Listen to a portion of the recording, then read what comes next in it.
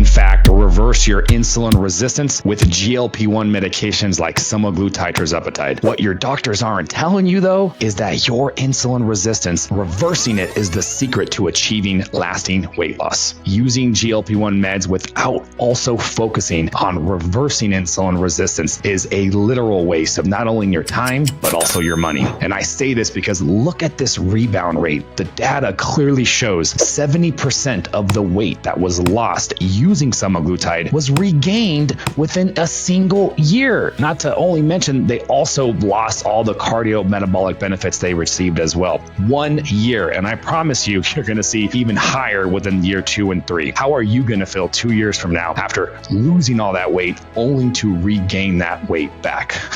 Probably pretty pissed off, and I totally get it. My name is Dr. Jones, and I own clinics we service across the nation. Over the last 20 years, when I managed gyms and now in a clinical setting over the last decade, various individuals achieve lasting weight loss, and we have the most comprehensive, holistic, and natural coaching programs to support you on your GLP-1 journey. I know your doctor told you that diabetes and obesity, aka insulin resistance, is a chronic, irreversible issue, but I'm here to tell you that's bullshit, and you're going to learn why in this video. So first, let's start by talking about insulin resistance. What are the ramifications? We'll get into what it is, but it's more important to understand why this is such a big deal. Insulin resistance is the literal path towards the majority of diseases that sadly are literally on the top 10 list of diseases that'll kill us.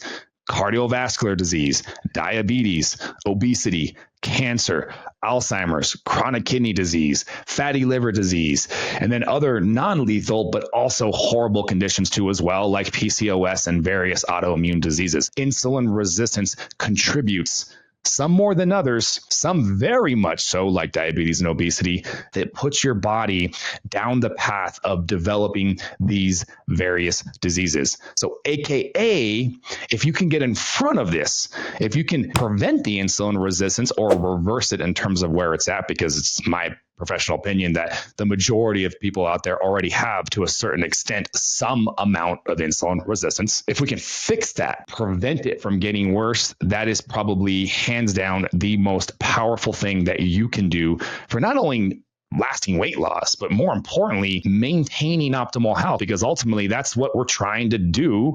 Yeah, there's the aesthetic part of it. You want to feel better. You want to look better, and you're going to feel better when you look better. And I totally get that. And you should have that as a goal.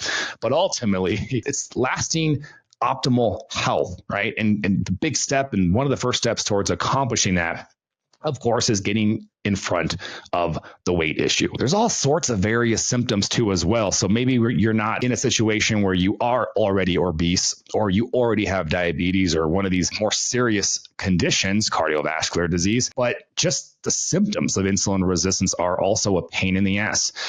You get a greater amount of abdominal and belly fat storage. That's an issue. We get these nasty looking skin tags. You have decreased levels of energy. That sucks, because we know how important it is to have high levels of energy.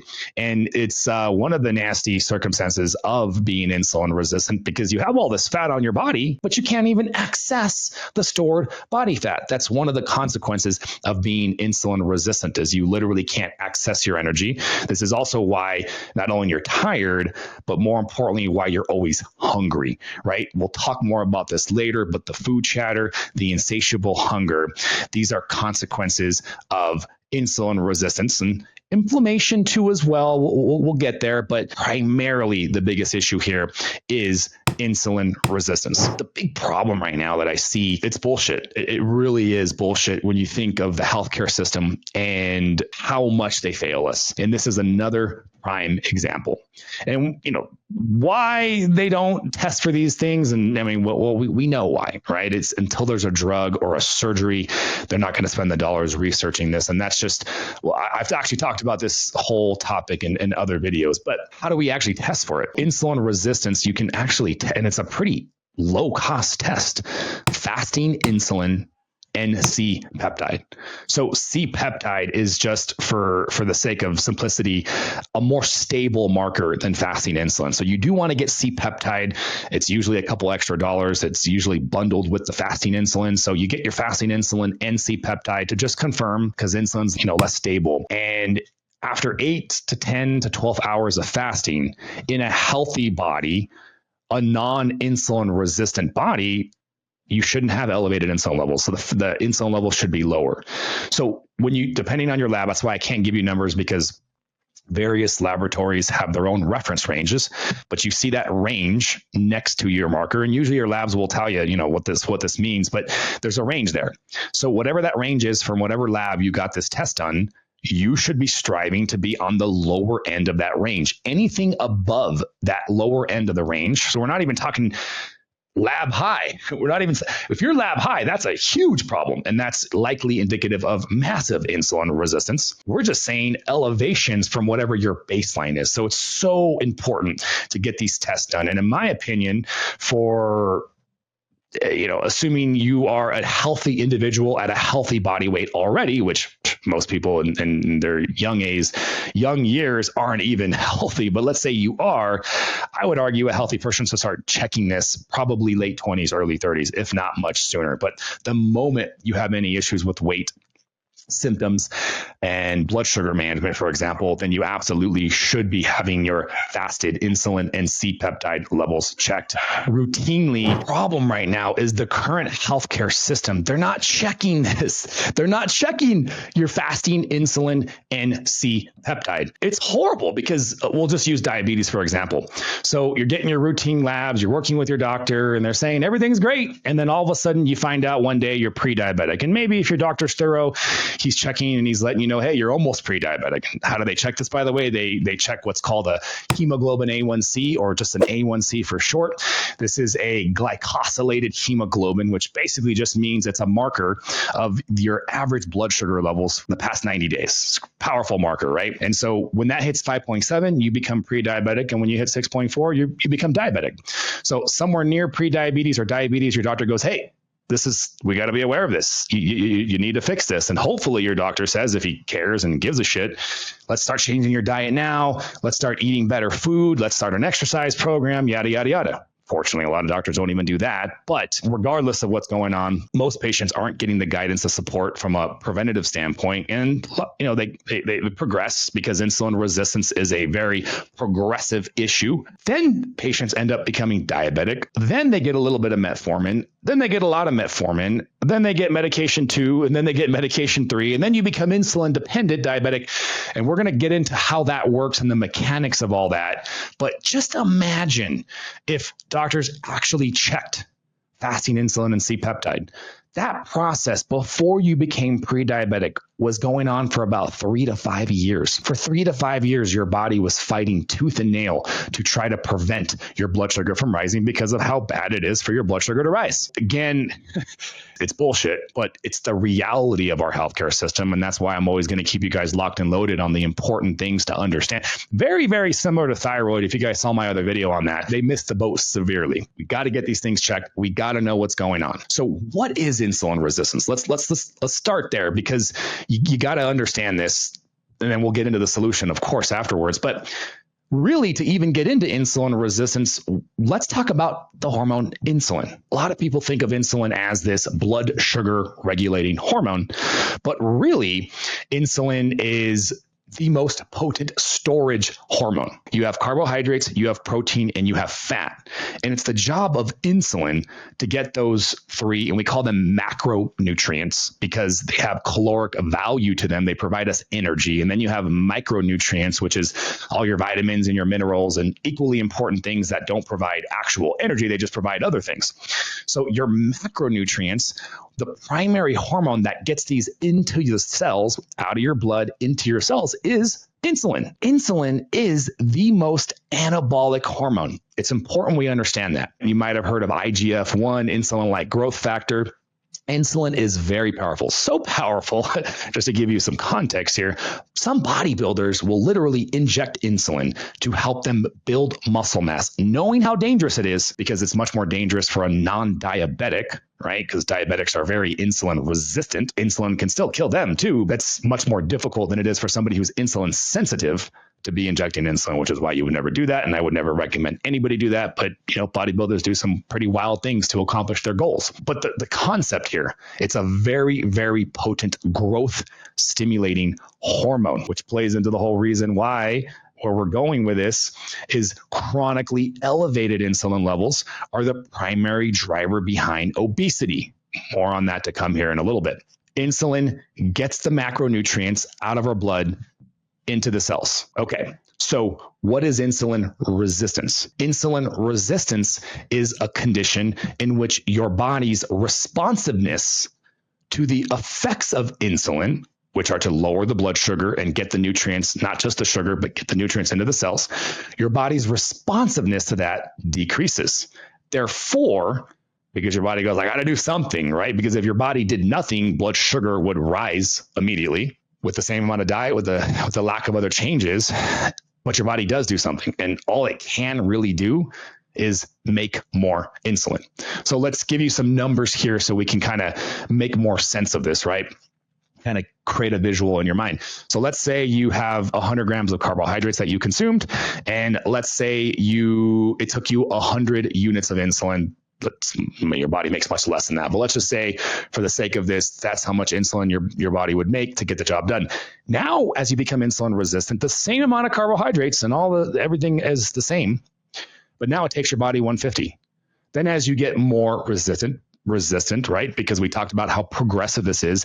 Now it takes your body 200 units, then 250, then 300, and then so on and so forth. Your blood sugar looks fine the entire time, guys, because guess what? That is more detrimental to your health, and your body won't let that happen via this mechanism right here. All it can do is make more and more insulin to compensate for the resistance that's there and developed on those receptor sites, which is the places on the cells, right? And by the way, guys, you have trillions of cells in your body, and you have thousands of insulin receptors on every single cell in your body, just to give you some context and idea of the magnitude and importance of the insulin action is on all of your cells. Okay, so we understand now insulin resistance, and we understand insulin, right? Insulin and insulin resistance. So let's kind of look at this whole, we would call it the pathophysiology, just the development and progression. Because all of you guys at one point were not insulin resistant. You ate food, and your diet is the primary driver. There's other aspects that can increase insulin too as well, like cortisol, toxicity, things like that. But we're talking about what is at least at more control, right? It's your diet. So your diet is what the initial increase to your insulin levels primarily came from. But over time, you create this situation where you're constantly blasting your cells with insulin, the crappy diet you ate as a kid, as a teenager, in college. It never got better. And we're going to get into a little bit of a history lesson here and understand why our society has just been so heavily driven by carbohydrates, and this whole concept of eating a carbohydrate loaded breakfast is a bunch of bullshit. And you guys will understand that by the end of this video. But primarily our diet, full of sugar and processed foods, that blasted us with insulin all the time. And eventually our body developed this resistance. Well, as a result of the resistance, your body produced more insulin. The part that we have to understand here is once you become insulin resistant, that's the first time in your health where now your body is producing insulin despite what you're eating. In other words, diet alone becomes much more challenging to fix this issue. Prior to being insulin resistant, just stop eating the damn carbohydrates and you'll lose weight and you'll feel better. But once you become insulin resistant, now you have this other variable that needs to be addressed in order for you to bring down those insulin levels. So really what we're saying here, it's insulin. That's the actual problem behind your obesity, behind your diabetes, behind your weight loss woes. Hyperinsulinemia, just a condition, a word you may have heard of, same thing as saying chronically elevated insulin levels. Remember, we talked about insulin being such a potent storage hormone. Store. But I thought it was all about calories, and I have plenty of other videos getting into the whole concept of calories versus hormones. Definitely check those out if you guys want to take a deeper dive into that. But in essence, the whole energy in versus energy out is true, but it's not true. It's muddled because the hormones, primarily insulin, are significantly impacting whether an individual is actually in a caloric deficit or not, because insulin can influence your hunger and insulin can influence your basal metabolic rate, right? Insulin is a powerful storage hormone. We've already talked about that. Elevating your insulin levels and a few other things creates the insulin resistance. The insulin resistance creates that chronically elevated insulin level presentation, or hyperinsulinemia. And this is the primary driver behind obesity, behind diabetes, behind many of those other killers that we talked about, like cardiovascular disease, and even many cancers. Alzheimer's is being considered and referred to as type 3 diabetes, all starting from this hyperinsulinemia, which is driven by insulin resistance. We have a clearer understanding now. And I want to give you guys this analogy that a lot of people have been telling me for the first time they understand it. It makes more sense to them now. Not so much insulin resistance, the definition of it and what it is, but a better understanding of why it's so difficult and how that works. So imagine you're at the top of a hill, right? And you have this small boulder, if you will. And the hill's steep, but it's not too steep, right? You push that boulder down. What's going to happen? It's going to build up some momentum. So the speed, if you clock that rock rolling down, that small boulder, that speed is going to be increasing over time. At any given point, if you wanted to stop that boulder in its track, it would take a certain amount of force, of power to stop that. The longer you let that boulder roll, the faster it will go because it builds more momentum. It could always be stopped, but the amount of power and force that it would take to stop that boulder increases. Of course, it could always be stopped if you happen to have something with enough power to be able to stop it. You could always reverse your insulin resistance if you can create a scenario of requirements that would be necessary for your body to become sensitive again. And that's what we're going to get into near the end of this video, that understanding of that progressiveness and why your doctors tell you that this is a chronic, irreversible disease, that you will be diabetic for the rest of your life, that you will be obese for the rest of your life, that you will require medications for the rest of your life. And most of us functional practitioners, whether it's naturopaths, chiropractors, and even a lot of medical doctors now, acupuncturists that work in the functional space, say that's bullshit. I help patients all the time reverse this stuff. It's just the solution is much more involved, right? When we say lifestyle, it's much more involved than what you get from Western medicine doctors. And, we'll get into all that. Quickly want to touch on some other causes, because the elevation of insulin levels driving insulin resistance, that's the primary thing. For some of you, though, you have other things driving your insulin resistance that are outside of lifestyle. And so I'm going to touch on those briefly, but we're going to bring it back to the one that we can control, and in my opinion is the most common contributing factor. So cortisol is another one. There's many reasons, and I have videos on stress and cortisol, but quickly touching on this, cortisol, if it's elevated more than it should be, causes blood glucose levels to be elevated, and elevation of blood glucose from cortisol is obviously going to dampen what we're trying to do here, because now you have blood sugar elevated, you have insulin levels elevated, you can't fix that resistance. We got to be aware of cortisol, know how to target it and fix it. Inflammation. Inflammation has been this trendy word for probably the past 10 to 20 years now, rightfully so, because when you look at anybody who's not in a state of optimal health, you see systemic inflammation, not that acute type inflammation that we want in situations if we're fighting an infection or a pathogen, or if we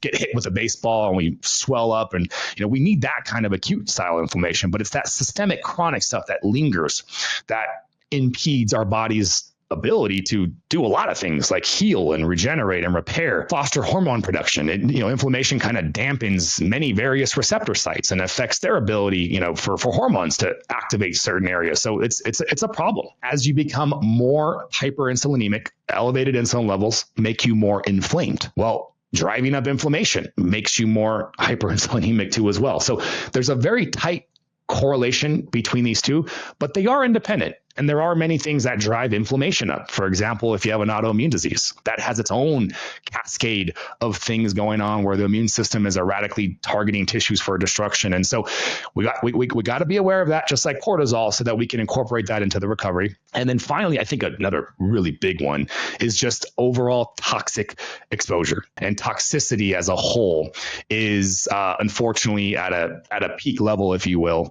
I mean, there's just so much toxic endocrine disrupting chemicals out there, bisphenols, perfluoroalkyl substances, the microplastics. I mean, the list goes on. And you know, this concept of forever chemicals now, you have the governmental agencies now finally, they're not making it public, but it is public, but nobody's blasting this sort of information out there as they should. It's a real thing. And so these sort of toxic agents can also throw off the body and create this and drive this insulin resistance. And I don't want to go too far into it, but really you can even say insulin resistance is downstream of mitochondrial dysfunction. The mitochondria are the powerhouses of each cell, but we'll save that for another video. The big thing, guys, the big thing that I think is the number one is the diet. We can back this up with a little history lesson here. We didn't used to be such a carb heavy society. Like, waking up in the morning and having a carbohydrate heavy breakfast was not the status quo. That was not the standard. In fact, prior to the 1950s, it was more of a fat and protein heavier diet, right? We had carbohydrates. Of course, we had processed carbohydrates, but it wasn't the standard, right? And then something crazy happened. In the 50s, we noticed there was an increase in death rates due to heart disease. And so naturally, researchers are trying to figure this out, like what the hell is going on? This is concerning. And this idea that the heart disease was due to consumption of high fat, saturated cholesterol led this massive debate between the 50s and 70s, the proponents of each side saying, yes, it is, no, it's not, yada, yada, yada. And then finally, this crazy day, this very special day in history in 1977, the government stepped in and decided to make that decision for you guys. Well, for us. It would be one thing if there was some flawed research at least, or something that came out like, okay, this is the reason why, and we just got to make a decision here. Nope. Just a bunch of governmental officials made this decision for us and said, bam, it is saturated fat and cholesterol. That's what's driving the heart disease. What they didn't know, which we do now, is we've had so much improvements to medicine. So public health improved, antibiotic medicine improved, vaccination improved. So deaths to infections like tuberculosis massively decreased.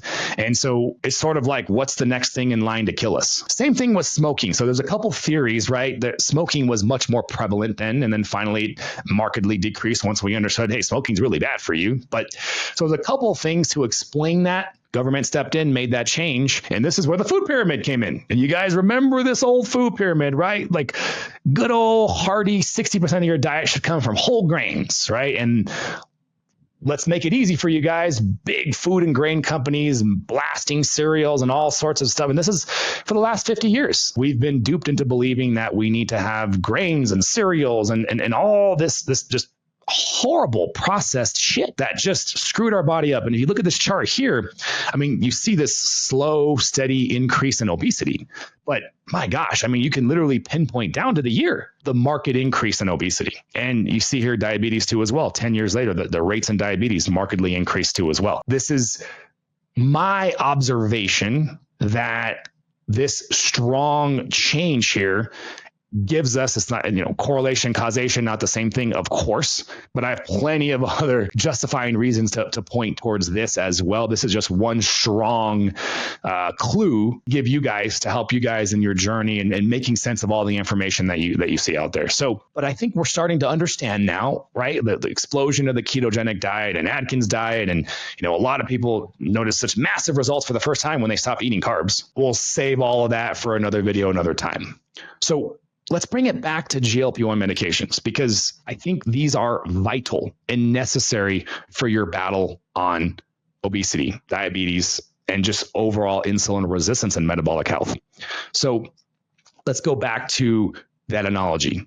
That boulder is rolling down that hill. It's getting faster and faster. It's going to take more and more effort to get out of that, to fix that, to stop that, to reverse your insulin resistance. Think of these medications, and this is why I think they're so awesome. Yes, they reduce food chatter and they suppress hunger, which is amazing. But a lot of people don't even realize what they also do is they massively improve insulin resistance pretty rapidly. So going back to that visual, imagine you have this crazy looking, army airplane or helicopter, right? You've seen helicopters, you see those big, strong army helicopters, right? So let's say it drops this massive claw and that claw is able to grab that boulder, right? And this is a strong helicopter. So it's able to stop that boulder in its track. The helicopter lifts the boulder back up to the hill.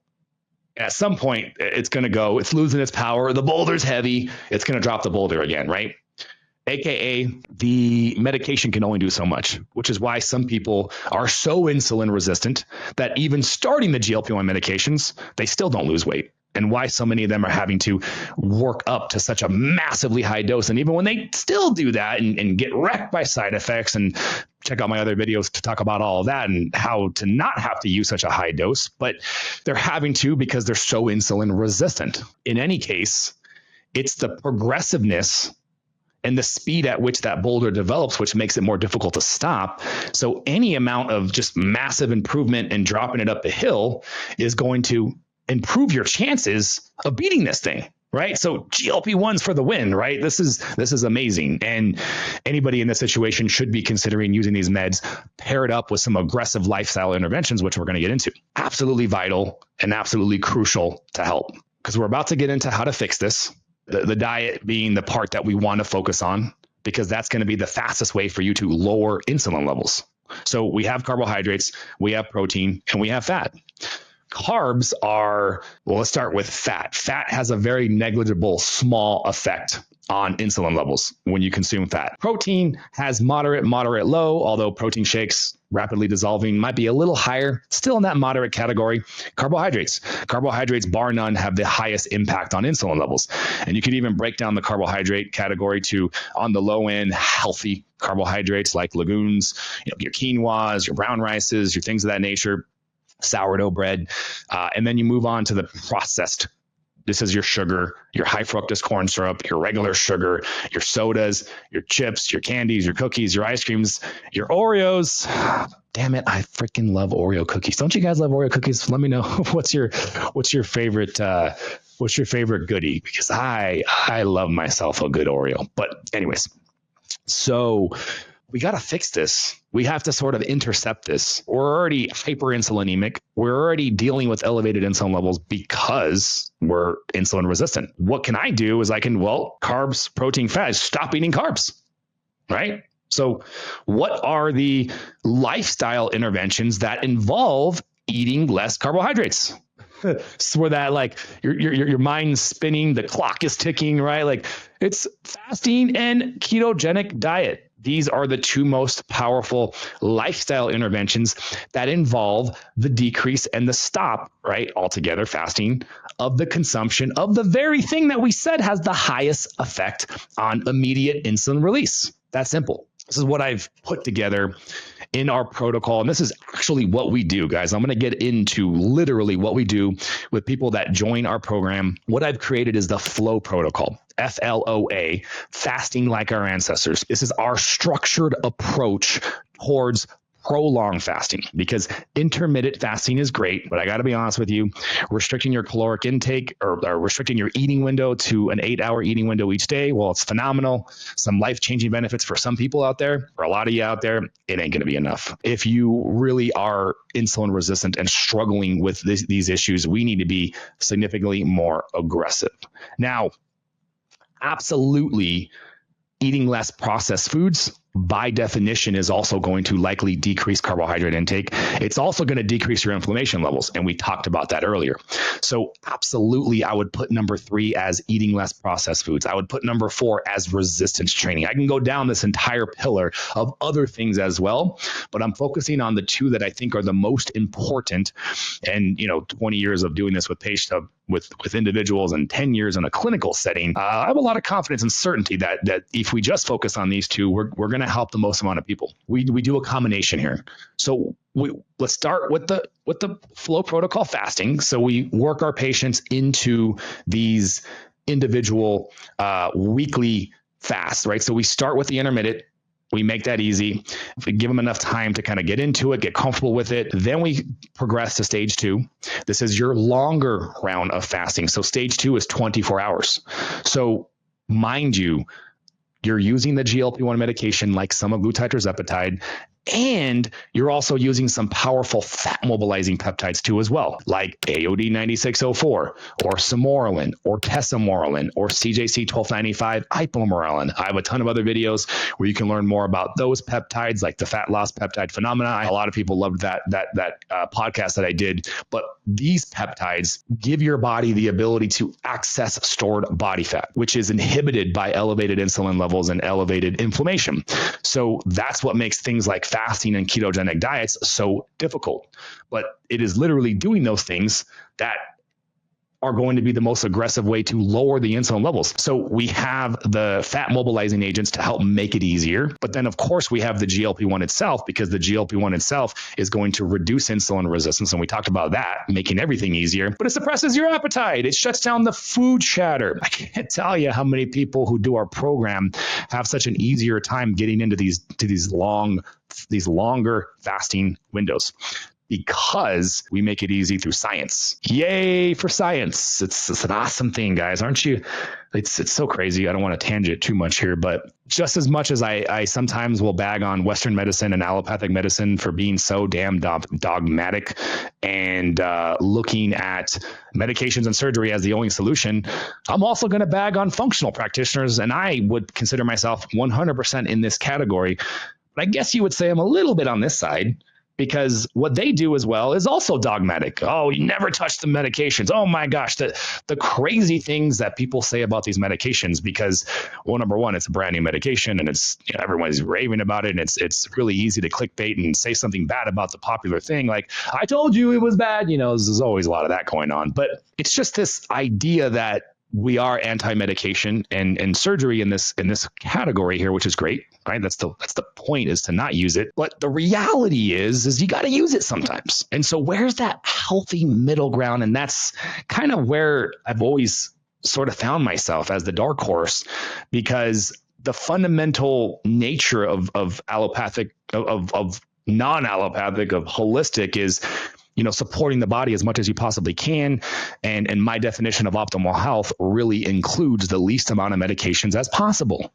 But just that definition, the least amount of medications as possible, meaning sometimes you got to use them, and I'm all for it. If we can get aggressive with our lifestyle, we could potentially create a situation where maybe you don't need to stay on the medication in question. And yeah, we're talking about GLP-1s, but honestly, my philosophy applies to really the big ones: cholesterol, your statin medications, your blood pressure medications, your diabetic blood sugar medications. And mind you, all three of these things are really downstream of insulin resistance. And so if your doctors prescribed you GLP-1s at the early onset of insulin resistance, we'd probably put all those pharmacies out of business altogether. I got to be careful when I say that, but that's truthfully I think the reality of it. But in any case, I just end rant for now. Let's get back to the solution here. But 24-hour fasting, right? We're doing this. We're feeling good. That's stage 2. Let's take it up one more notch. The FLOA Protocol, I think the magic happens when we get our patients into 36, 48-hour fasting. Now, we're not doing that twice a week anymore. The ideal kind of template that we sort of float around is our patients fasting around 48 hours, one time per week. That's a massive fast. And I think this is why we've had such insanely powerful benefits, because a lot of you out there are just metabolically busted. I think the deep fasting allows individuals who would have had to have really cleaned up their diet even more and really dialed in all the other variables. And I think all those other variables are so important to understand, and you should really focus on everything, but we can only do so much. And to me, getting into a rhythm of fasting, once you suppress your appetite and make it easy for your body to access the fat stores, that's the peptides as well. And there's supplements that do that too. It just becomes so much easier. Thousands of patients have also told me in the protocols that we implement, because I work with my medical practitioners, they prescribe the medications, and I provide the coaching. And so we make it easy. And I think this is the secret to making it easier, aka making it possible. So you certainly don't have to do the deep, longer fasting. Give it a try for yourself without that. Maybe you only want to do 24-hour. Maybe you don't want to do 24-hour twice a week. Maybe you only want to do it once a week. Hell, maybe you just want to do intermittent fasting. I don't know. Give it a shot. But remember, a lot of you will take this medication and just lose weight without even doing intermittent fasting. And it's so easy to associate the weight loss with the solution. I'm losing weight. Well, remember earlier, we talked about it. Like, as exciting as weight loss is, 70% of the weight that was lost was all regained within a single year of stopping these medications. That's like the news that nobody ever wants to hear about. Like, it's like let's just closet that and let's not talk about it, But we need to talk about it. We need to be real with ourselves. The feeling of losing weight is amazing. As somebody, in case you didn't know, who lost over 100 pounds myself and struggled with this issue for over a decade, and unfortunately yo-yoed and zigzagged in my weight every single freaking year. It was insane. I was young. I was immature. I knew how to lose the weight. Right? The old school method, counting calories, counting macros, cardio in the morning, weight training in the afternoon. This is before even fasting became a thing. Holy crap. I couldn't maintain it because it was so much work. And, I was in college and, finally having an active social life because I let my weight kind of get in my head there when I was younger, but it was just too much effort. So I constantly, every single year, lost and regain. And, finally, once I learned about fasting and pushed myself into deep rounds of fasting, it changed everything. And I was able to maintain a healthy weight. And then I learned, what I was doing was fixing insulin resistance. And I was lowering the chronically elevated insulin levels. That's what fasting did for me. So all of a sudden, maintaining weight just became way easier, didn't require as much effort, right? And then we fast forward, clinical setting, GLP-1s. And you see where I'm at now. I think we have the best scenario and the best recipe, which is a combination of both that I had to, figure out myself over the past 20 years. This is the formula. This is how we have such a high level of success, is just kind of putting these things together. Where I was going with that was, you don't have to do any of the fasting. You can just get the weight loss, but we know how detrimental it is. We know that we might, based off the data, you will likely regain. So this is why I'm so hyper-focused and motivational, if you will, to get you to understand why I want to be aggressive with it. Do what you want to do. And if you join our program, this is what we're going to help you get into. I'm focused, and we're focused on so much more than just the weight loss. We want to fix the broken metabolic system, AKA we want to fix insulin resistance. I think it's the FLOA fasting paired up with the other pillars of lasting weight loss that are absolutely vital for your success at doing just this. So, okay, we understand the fasting. The other part of it is reducing our consumption of processed foods. So we've already made that evidently clear. Processed foods are not only high in inflammatory markers or inflammatory causing chemicals, but they're also full of toxic shit. And they're also full of a bunch of sugar, a bunch of carbohydrates. And so you got to reduce your consumption of processed foods. You got to focus on, I like to say, like a 90-10 rule, like 90-10. Let's keep it clean for 90%. Well, let's give us that little 10%. Let's give us that little 10%. Please give me that 10%. Can I have that 10%? Yes, you can, because that's another luxury that the fasting, in my opinion, affords you. And if I came out the gate and said, we need to be 100% strict, it's not real that most of you are going to be able to adhere to that shit. I wouldn't be able to adhere to that. So the alteration to that anti-processed food diet, which, paleo, Mediterranean are very representative of that, right? Those are my favorite categories that I recommend. But within that, we alter it by going low carb. Again, you don't have to do this, but I would, and I recommend it for most of you out there. As always, before you start any sort of life interventions, always speak to your medical professionals. This is just information and information alone for you to do as you please. But lowering the carbohydrate load on those other days when you're not fasting is going to contribute and accelerate the rate at which your body can heal the insulin resistance. Because believe it or not, your body has been trying to heal this thing the entire time, but it was losing the battle. So now we're giving it a chance to finally get in there and heal. That's going to be the solution to those elevated insulin levels. We got the dietary changes, less processed foods, less carbohydrates, lots of fasting, which I think is the big one, the big biggie. Got to do that.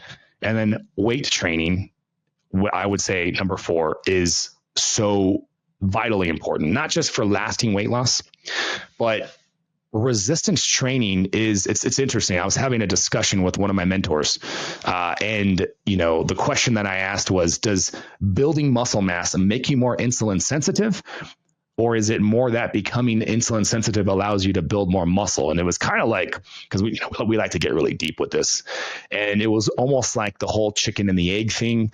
They definitely both positively affect each other, but it's really challenging to actually answer that question, right? I don't think we really know, but here's what we do know. And I want to quote Dr. Gabrielle Leon. I think she's amazing. You guys can look her up if you don't know. She calls muscle mass the organ of longevity. You will literally live longer and the more muscle mass you have in your body. To quote Dr. Tina Moore, muscle mass is the currency of your metabolism. What the hell does that mean? It's the currency. They're talking about money here. We're talking about health, muscle. So your muscles are like sponges for glucose. Okay. So those sponges soak up the glucose. Your body stores your carbohydrates as glycogen in your liver, which is not that much, and the rest of it in your muscles, skeletal muscle. The more muscle mass you have, the larger the reservoir for glucose.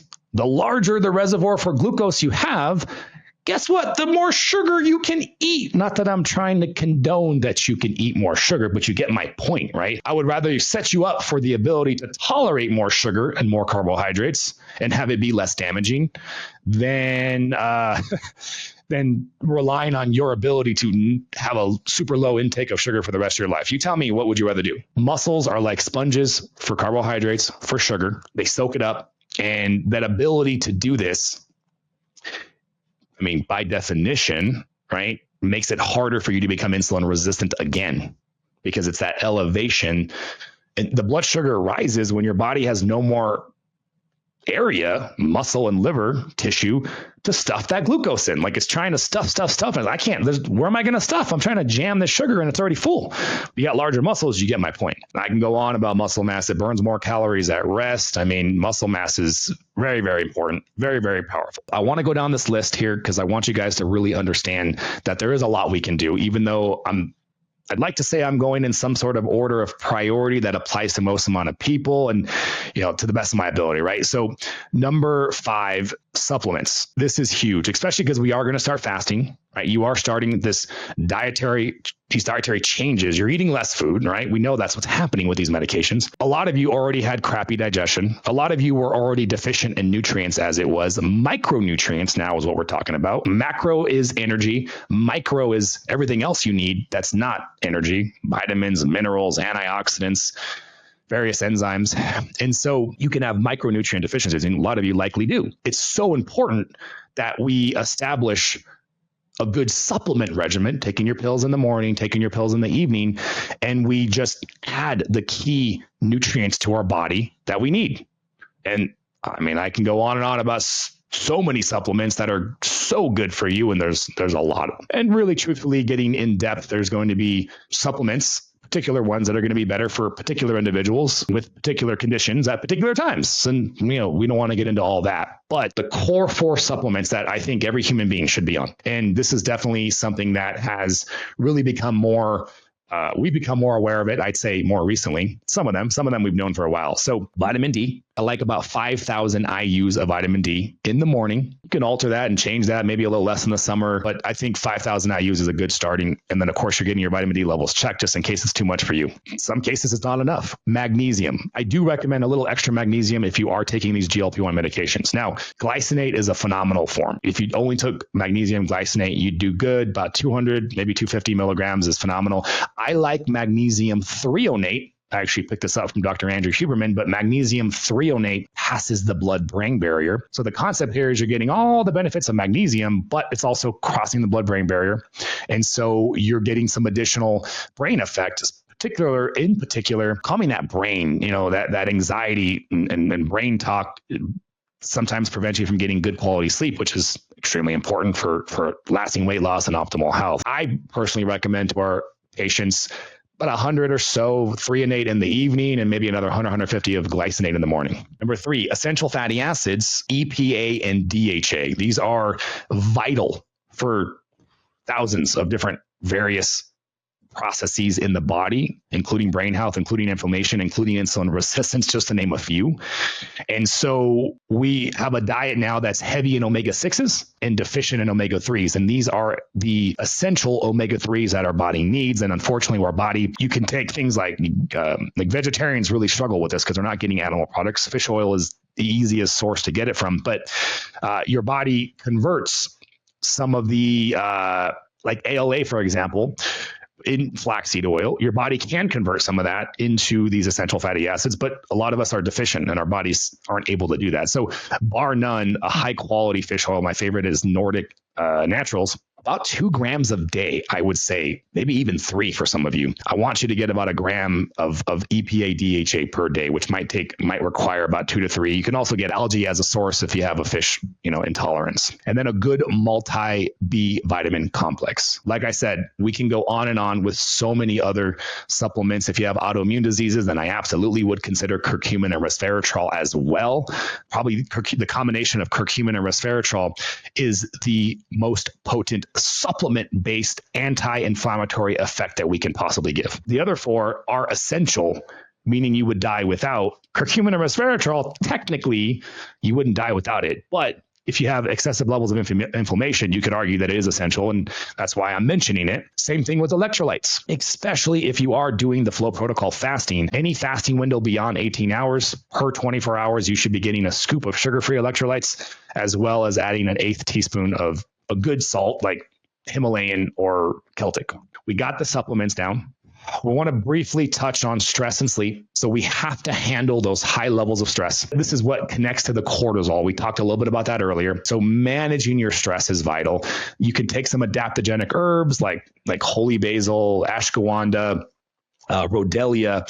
My favorite is a product called Adaptocrine. We'll link to all these things if you guys want to purchase my favorite. Adaptogenic herbs give you an ability to tolerate it, the excessive levels of cortisol, but then you need to implement some stress management techniques into your life. Breath work, mindfulness, journaling, drawing, something to that nature to help. And then, of course, hopefully, the main thing is tackling your stressful situation and trying to reorganize it so that it can be potentially less stressful for you. Also, your morning routine is crucial because cortisol, believe it or not, like we said, is not always bad.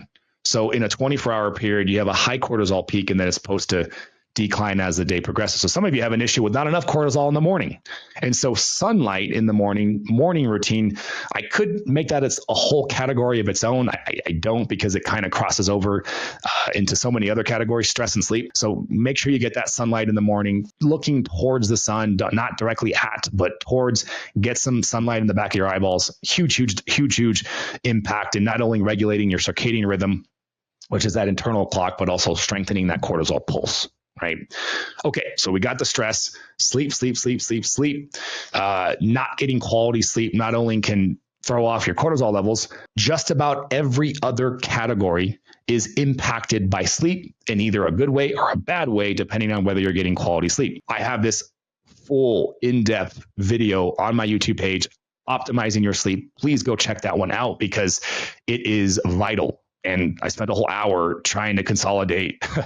If you guys know Dr. Huberman, he did a 15-hour series on sleep. I compressed it into 1 hour. Plus, I added a couple things that he missed because I'm a stickler for good sleep. Some of the key points are sleeping on a schedule. Crazy that that's the number one thing, but believe it or not, sleeping on a schedule. This is 7 days a week. Having a bedtime, just like you're a kid, is the most important thing to do that you can do, the most powerful thing you can do for improving quality of sleep. Then there's a lot more after that. Cooling the temperature when you sleep makes a huge difference. Blocking as much light as you possibly can in the environment when you're sleeping.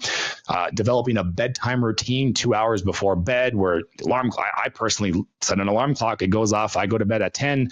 My alarm clock goes off at 8 p.m. and it says bedtime routine, right? And so I go around the house dimming lights and only leaving the lights on that are dimmed in areas that I'm still going to be, usually my office, my bathroom, and the bedroom, and that's it. Turning on red bulbs and things like that. You'll learn more about the things you can do in that sleep video, but it's really easy, I think, for people to not appreciate and respect the power and restorative nature that sleep can do. And I'm here to tell you, you get it in. Your hormones are big. And I think that this is where hormone therapy, I think, needs to be considered, both as a woman, estrogen, progesterone, testosterone, and as a man, testosterone, and both as men and women, thyroid.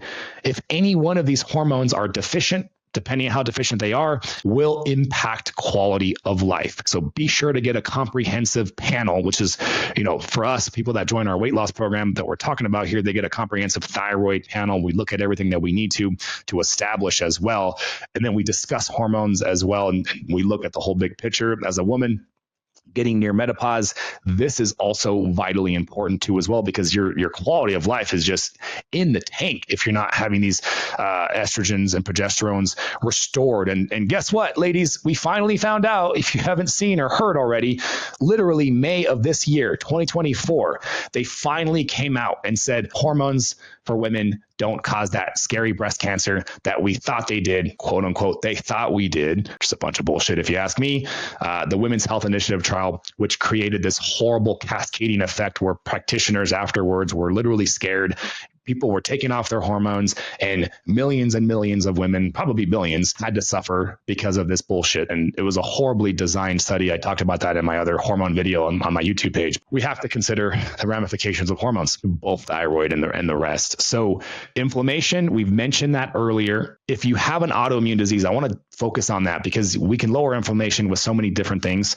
Diet is a huge one. If you have an autoimmune disease, I think it's vital, or post-COVID or Lyme disease and any of these issues, low dose naltrexone is very, very powerful. LDN is very popular in the anti-aging space and anti-aging arena. Essentially, it's a completely different use case for a drug, naltrexone, which is FDA indicated for recovering alcohol addicts and drug addicts from withdrawal symptoms. But low dose, or LDN, is this really cool thing where they use a much lower dose, and it has this crazy effect at modulating the immune system and reducing inflammation levels. And remember, inflammation in its own way, right, will put your body into that fat storage mode. It will hinder your body's ability to access stored body fat, which is what it's going to want to do in a caloric deficit. Being in a caloric deficit versus your body having the signals that say, yep, go ahead and grab it, are two different things. Always say this all the time. Yes, a caloric deficit will give you weight loss, regardless of everything else. But what does that weight loss look like is very, very different in the same scenarios for somebody who has lower insulin levels versus somebody who has higher insulin levels. Again, my calories versus hormones video, check that out if you really, because this is such an interesting thing. And I have my whole hypothesis on what exactly is going on and the discrepancies and yada, yada, yada. The last thing before we end off is mindset. This is also vitally important because, lasting weight loss is always been such a mysterious thing. In fact, you look at these studies here, there's actually a couple studies to consider. The first ones are how difficult lasting weight loss is. Over 80% of people who have ever embarked on a weight loss program, over 10% of their body weight, have actually failed to keep it off. Like that's one part. So it's like, whoa, over 80%. It's like, yeah, you need to be a freaking unicorn to have ever achieved lasting weight loss. That's why you don't ever see Biggest Loser. You guys remember that show, Biggest Losers? You won't see a reunion. You never will, because they all gain their weight back. We can't achieve lasting weight loss. And for the people that have, the unicorns, they did studies on those. And the unicorns, the one fundamental thing that they found all had to do with mindset. They exercised every day. They counted their calories religiously. They had a good community. They had a good support group. They handled their depression. They handled their anxiety. Just a very long laundry list of things that if it were that easy, we'd all be doing that, right? But we're all struggling. Most of you are struggling and not able to do all those things. So essentially, short of a David Goggins-like mental toughness to be able to execute so strategically like that, that's why they're unicorns. My whole takeaway, I want you guys to walk away from this, is by focusing on insulin resistance the way that we are, I'm taking what would have otherwise required David Goggins-like mental toughness to accomplish lasting weight loss, and I'm lowering the bar.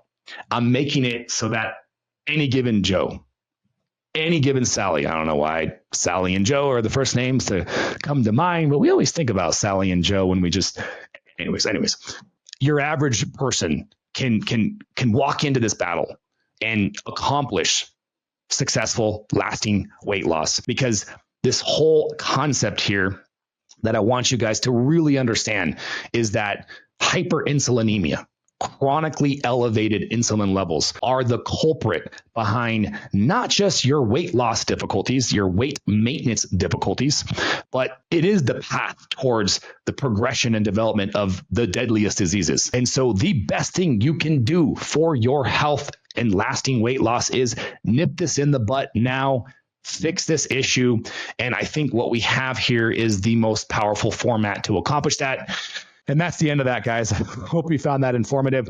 If you guys enjoyed this video, you're definitely going to want to check this video out here, the fat loss phenomenon. It's an interview that I did where we discussed the various fat loss peptides. I talked about them briefly in today's video, but I went more in depth in that video there. So check that out, guys. And I'll link to all the things I discussed in the show notes and a way to reach out to us as well. You guys take care.